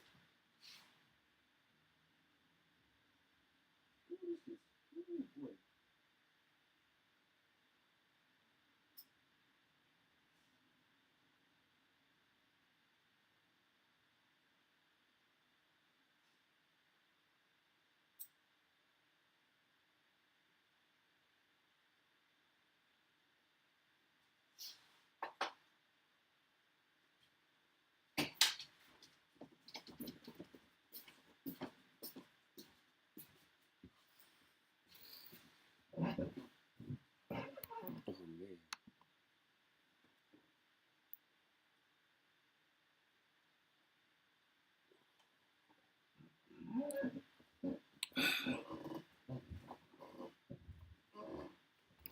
Go ahead and make a quick adjustment. We're gonna go ahead and make a switch to camera 2.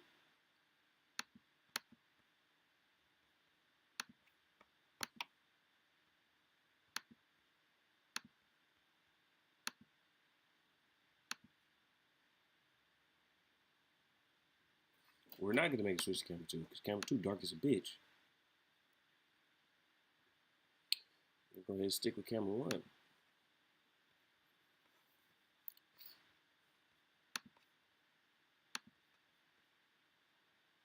Okay, right. Riveting video. I don't know if it's dramatic. Set to Pulp Fiction's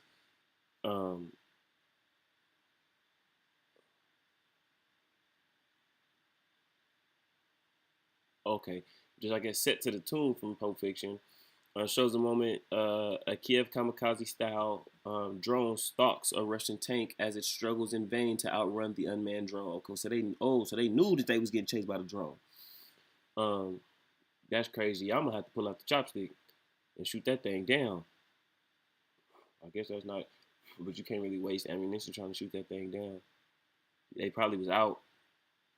Aerial footage shot from a suicide drone point of view shows the armed aircraft zeroing in on the tank identified as a T 80BV racing along a desolate road in Kharkiv, Kharkiv, in the in the man in this region of the Ukraine. The remotely operated drone pivots in the air and begins pursuing its target.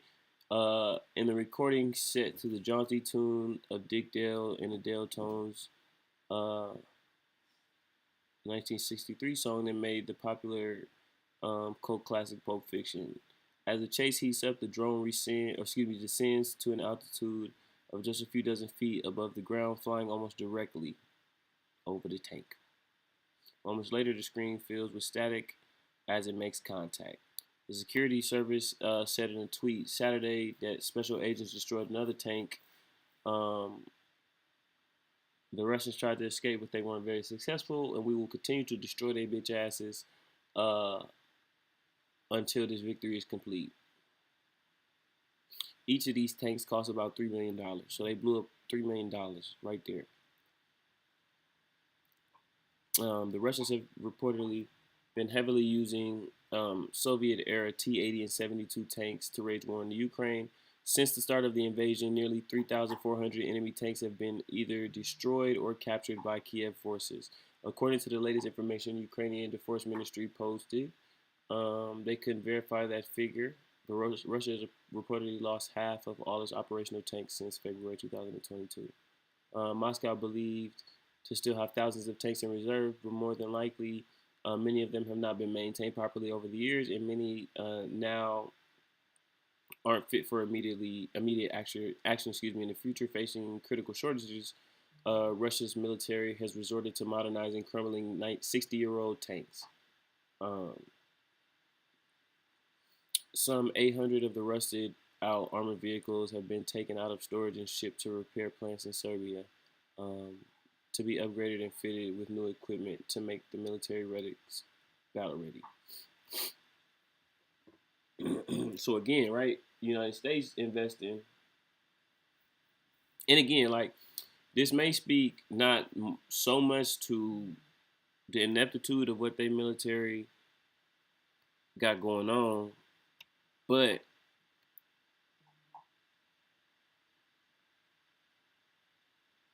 maybe their perception of what it's going to take to win in Ukraine. They don't think that they got to use their best equipment or whatever it is. I think that's pretty interesting. So it made me look up what a 60-year-old car looked like. And like if I drive a 60-year-old car. Granted, it's a variety of 60-year-old cars, but this is the first cars that came up.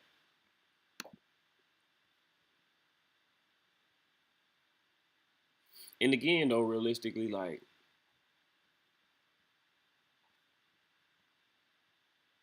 you feel me? We got a good old thing, you feel me? Ferrari. But again, like, day to day, maintained, no. Like, look at these cars.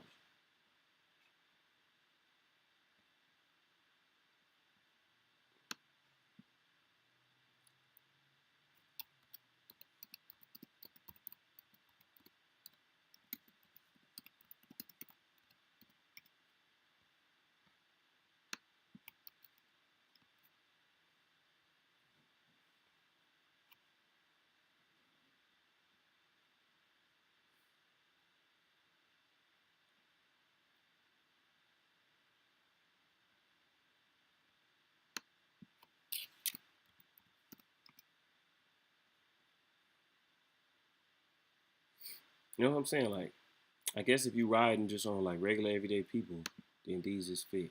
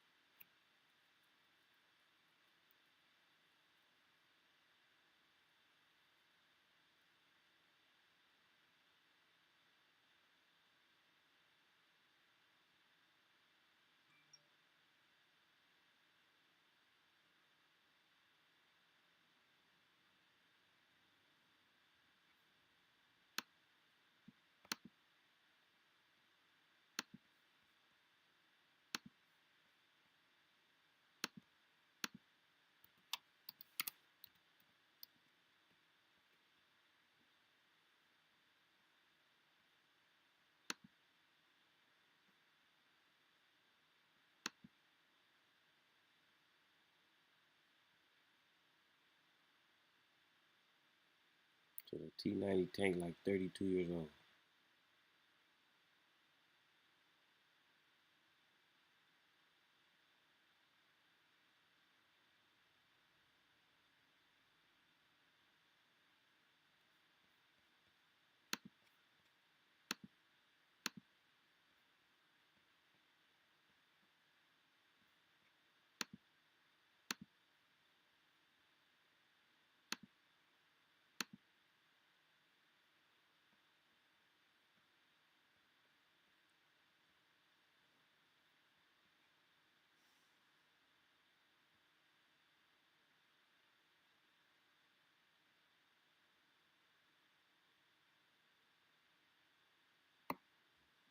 So Russia's like enacted repair facilities to kind of revamp these tanks.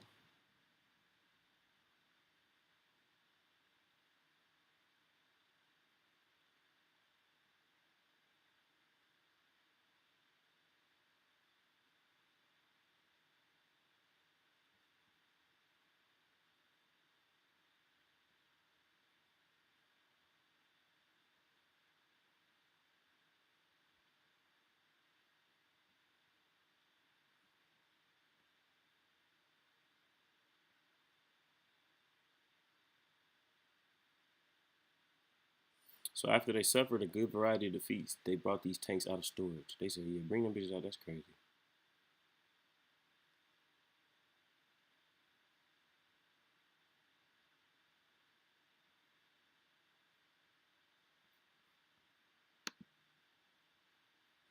So into the stories about just recruiting in prisons. Uh, Tanzanian killed in Ukraine. We told him not to go.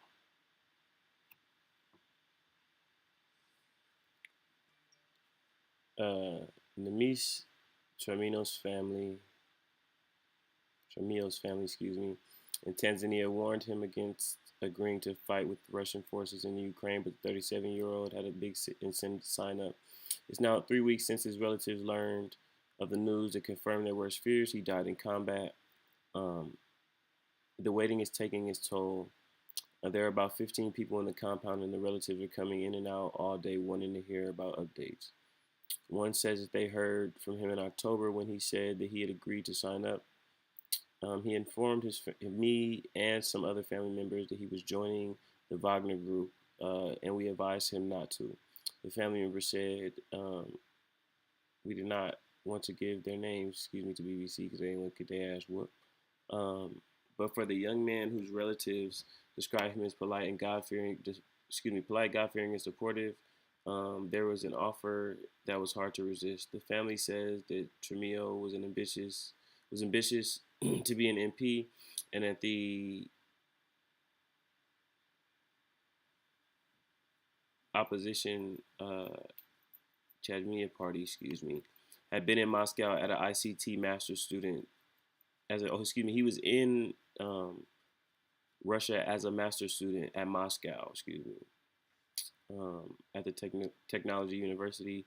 He had went to prison for some time after 2021 for what was described as a drug-related offense. Last year, he was enticed with a deal to sign up and be pardoned or stay in prison. He said he would join to free himself. This case echoes of a 23-year-old Zambian student who was also imprisoned in Russia last year and died fighting. The Zambian foreign minister says that he had been informed about how prisoners could be pardoned if they agreed to fight. Last September, the Wagner group.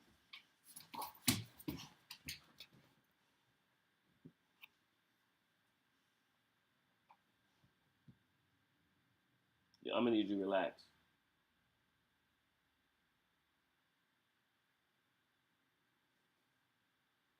You heard me. Relax. Don't get at me like that. Last year, um, Frigo uh, was seen in leaked footage outlining the rules of fighting, such as no deserting or sexual contact with Ukrainian women, and then giving prisoners 5 minutes to decide if they want to sign up. His family had learned that he died at the end of October while he was on a mission in Ukraine.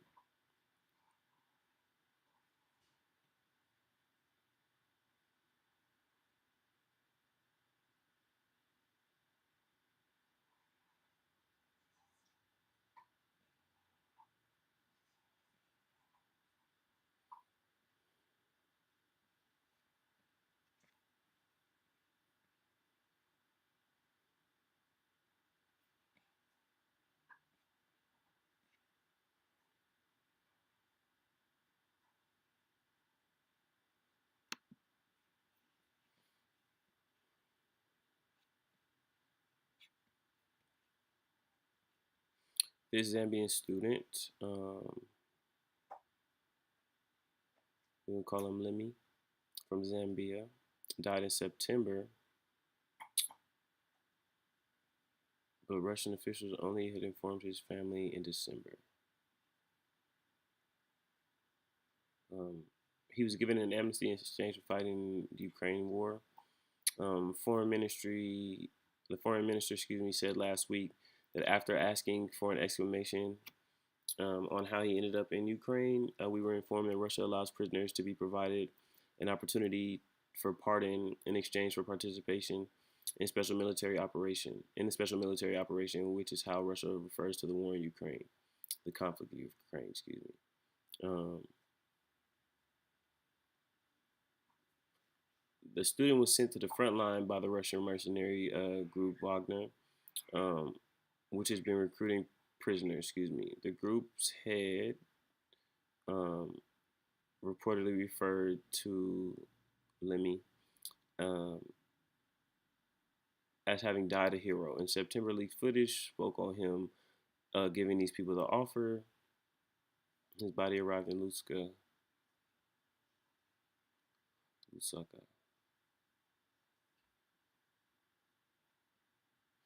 He was arrested for drugs in 2020 for a parcel containing drugs, I guess, as a delivery man.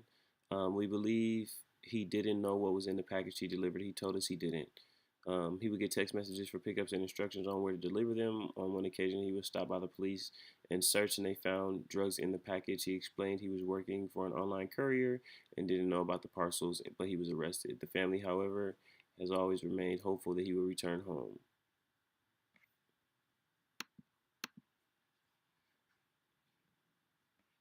We got a 3D printed rocket.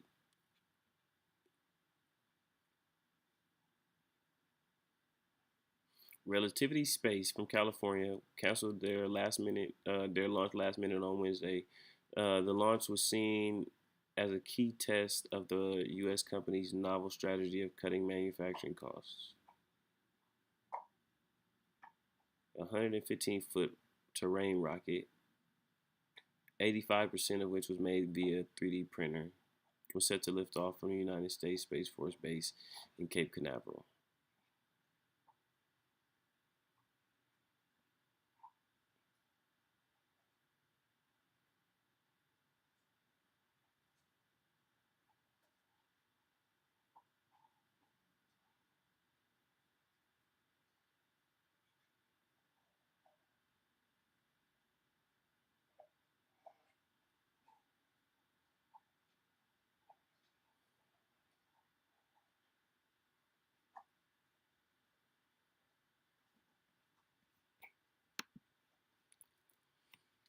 Back to a little bit of information and defense. Um, Canada has banned, just like the United States government recently banned, government users from having TikTok on government devices over security concerns. Canada blocked Chinese-owned TikTok from the government-issued devices, saying that it presents an unacceptable level of risk to privacy and security. Canada on Monday also moved to block federal employees from downloading the app in the future. The Treasury Board said in a statement, TikTok's data collection methods provide considerable access to the content of the phone.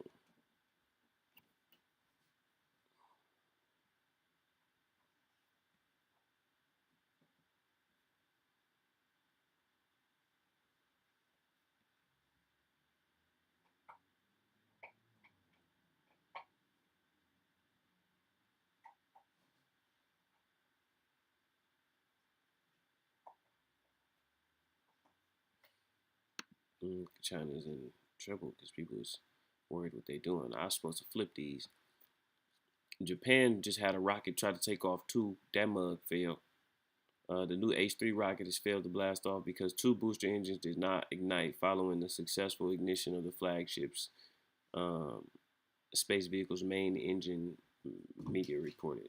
During the live stream on Friday, the main engine cut off after the launch cooldown reached zero. The countdown, reached zero.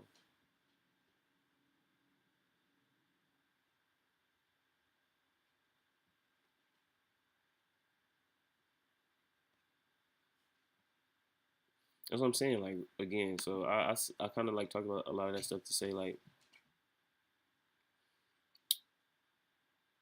it's so much money getting split up and put into so many things. You could clearly see like what is and ain't working, and how clearly important it is. One, to just seemingly keep pace with everybody and with each other, but as well the values and how some of these things play out. At least as far as when it's time to implement and try some of these things. This is interesting. SpaceX, like right now, doing it in the rocket game. They done replaced NASA essentially for the United States. NASA gone, now it's Space Force and SpaceX. Like, and they kind of run the space, the extraterrestrial game. Australian ministry to remove Chinese-made cameras.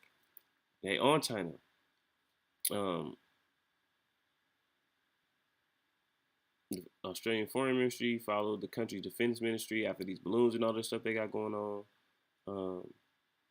Decided to remove all Chinese-made surveillance cameras from its facilities, followed reports that the technology posed a security risk. I've asked my department to accelerate the replacement of these cameras. The Defense Ministry asked the defense to make sure that they've been removed and replaced. Um,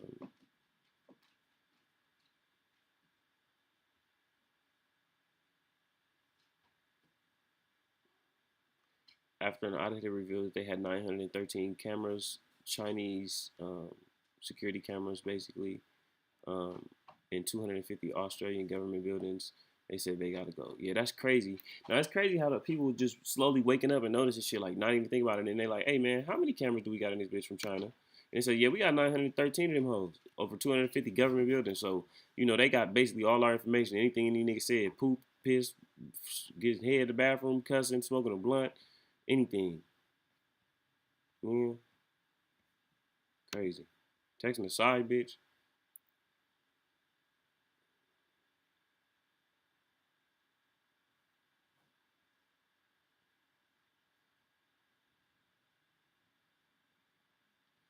Apparently, these people is gonna try and bring back the Tasmanian tiger.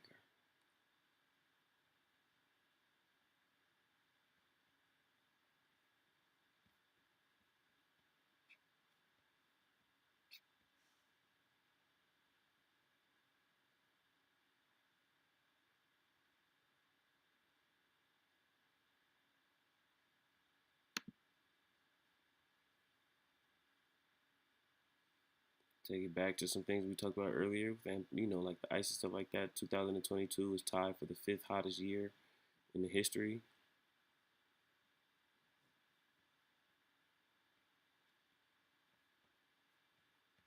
of the whole world, Craig.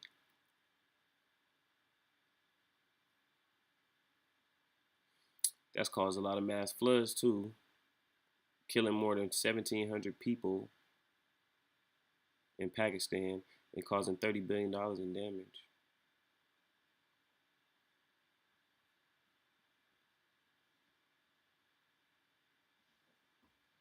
Heat waves, wildfires, floodings, droughts, hottest temperature in places like Antarctica.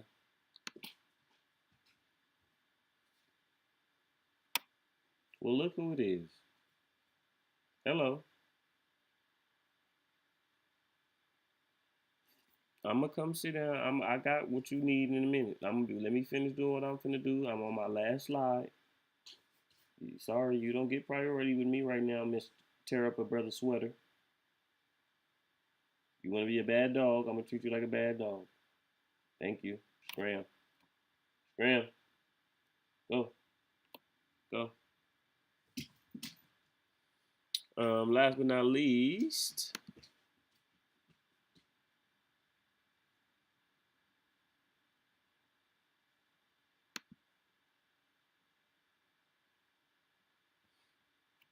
John Morant been in the media a lot. Tomorrow will be our sports show. Um, been in the media a lot, just for a lot of things he done had going on, a lot of attention that he done got.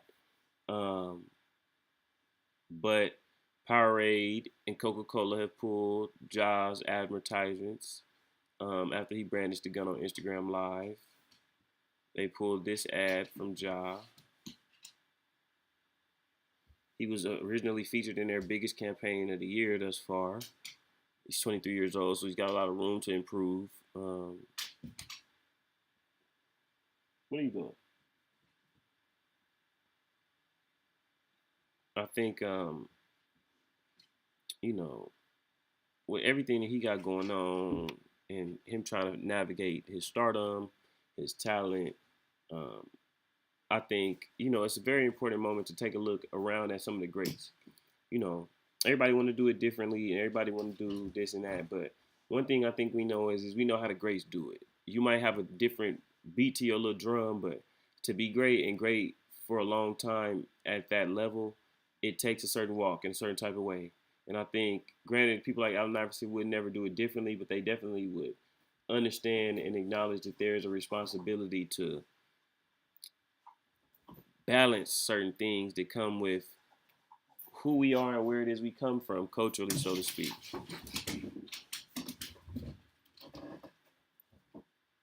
Excuse me, I don't want to have to get up from doing what I'm trying to do in my riveting ending to my show. Don't make me come over there. Don't make me come over there. Chill out.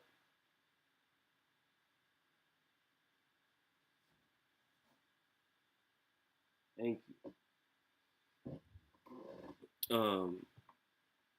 Balancing the responsibility and so much that comes with growing to be this person that he is, because I ain't gonna keep that picture of him holding the gun up, because what give us the reasoning and the focus on him with that gun up is who he is with that ball in his hand.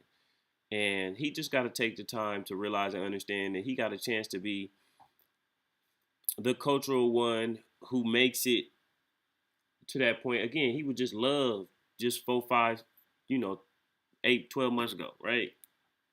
Love with some conflict and some stuff, but love.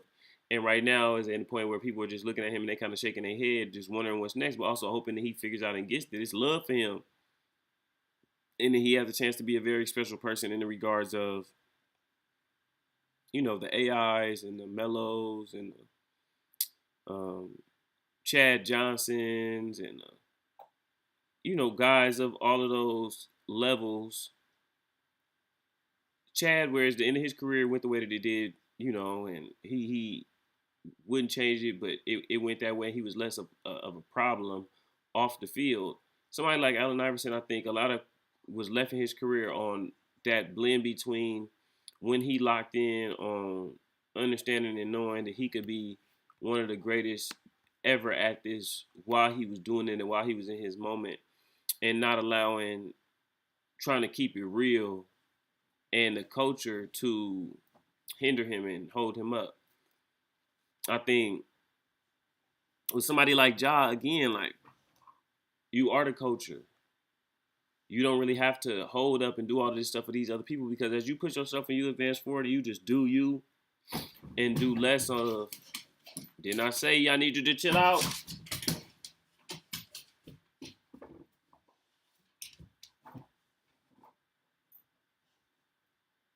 Relax, please.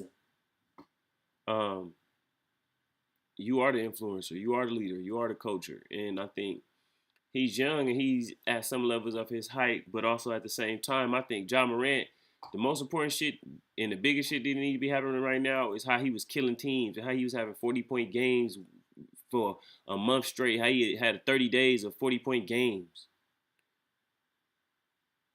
Or the whole month of February, he was going for 40 through All-Star break or two All-Star break through All-Star break. Instead, we talking about Ja Morant playing with guns. Instead, we talking about Ja Morant and them flashing guns with lasers on team buses and stuff like that, beating up little kids, running up on people at the mall. He got to stop that shit because he's really talented and really capable. But again, like, it got to be about this guy. not about this guy. So we'll see. I appreciate any and all that decided to take some time to sit down and listen and watch. It always means a lot to me.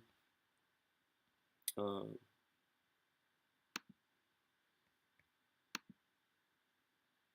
Shoot, I'm hoping I know where I'm headed. I know where I'm headed, and I believe in it. Um, I really very much so appreciate anybody that's been and take the time to listen to me for a little bit. Anybody that I share it with, and you feel me? We'll be back for some more tomorrow. Um, I appreciate y'all time. I appreciate y'all mind. I would love for folks to send me some topics. If for those of y'all that made it all the way through, some things that you would love to hear me talk about. Um, I would love to hear them. You feel me? Uh, Blessings to all. Shout out to y'all. See y'all in a bit. All right, honey.